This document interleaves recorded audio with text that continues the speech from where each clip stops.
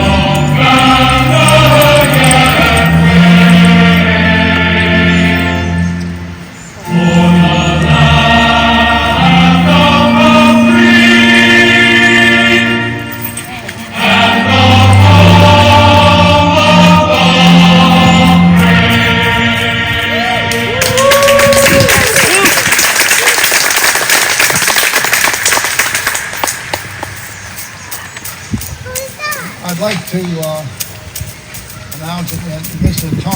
Tim Cooney is in the crowd here, and he and his staff built this monument. They got 3,300 pounds of cement in there. They did a fantastic job. They provided their time and their effort to come over here. And he's our sidewalk guy. He fixes the trip hazards in Oakstead, and I think he does a pretty darn good job.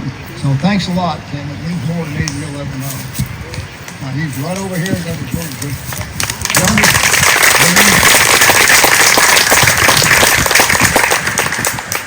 I lost 70 unit members and over 50% of my officer candidate schoolmates and classmates in Vietnam.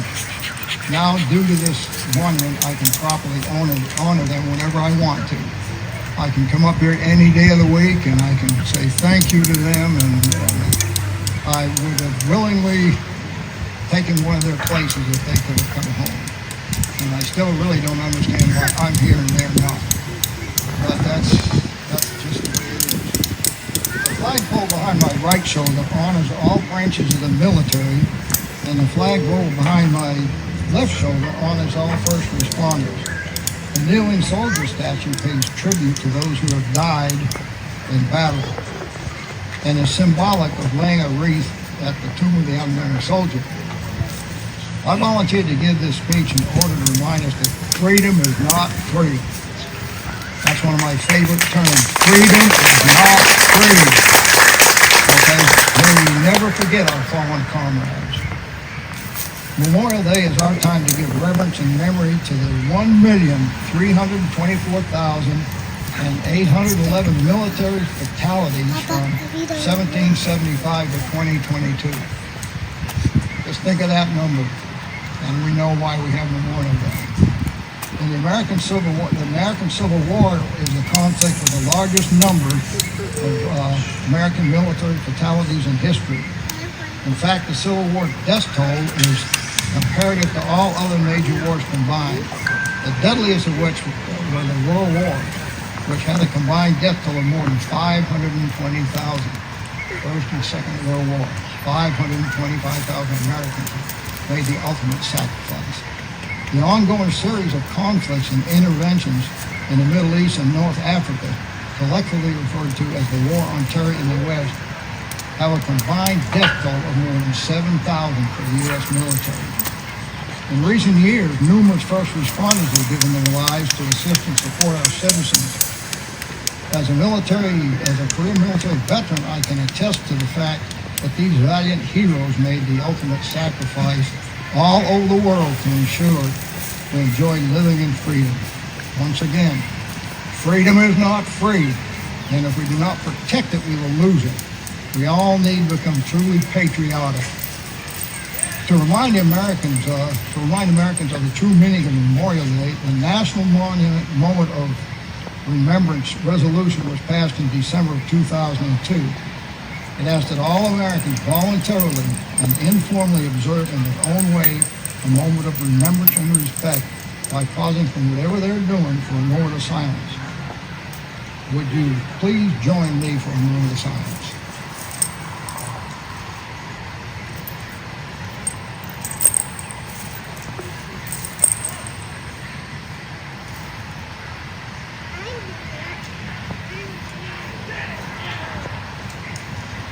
At this time, a rifle salute and taps will be sounded.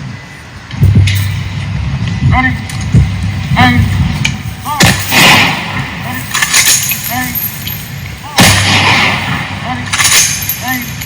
Go. Ready? Aim. Go. Reset. Go.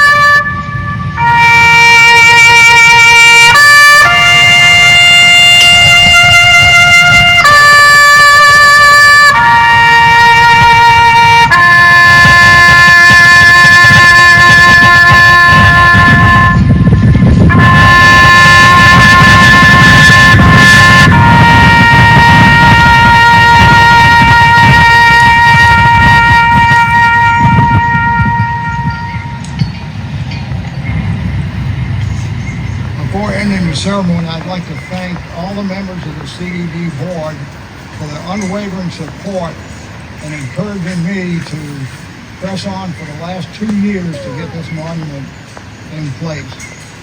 It means more to me as a combat wounded veteran who lost over 70 members, as I said, and half my OCS class in Vietnam. This means more to me than you will ever know. And I certainly appreciate all of you coming. We made it short and sweet because it's hot, so I hope it was an adequate speech. Thank you very much.